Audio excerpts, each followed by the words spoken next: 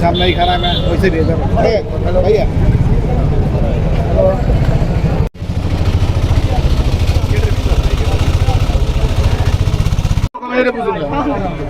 সমস্যা কি ভাই সবাই কেউ সামনে যাবে না সামনে যাবে না দুটো আছে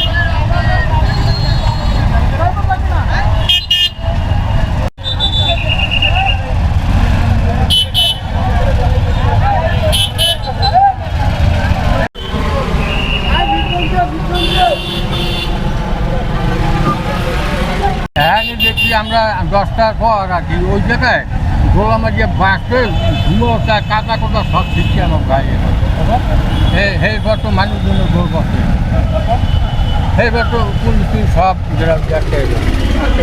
ভাই কে কই জায়গা আছে ঠিক এটা নিয়ে তো সবাই স্বাভাবিকভাবে, কারণ এখানে বিভিন্ন থানার লোকজন আছে, সবাই আসতেছে এখানে বিচারের জন্য আসতেছে, এখানে মহিলা পুরুষ থেকে সবাই আসতেছে এবং এখানে আইনজীবী থেকে শুরু করে এখানে বিচারকরা সবাই আছে। তাহলে সেই কারণে স্বাভাবিকভাবে এই একটা জায়গায়, গুরুত্বপূর্ণ একটা জায়গায় এরকম একটা ঘটনা দিনের আলোতে ঘটে গেছে, এটা স্বাভাবিকভাবেই তো সবাইকে শঙ্কিত করে এবং সবাই আতঙ্কিত।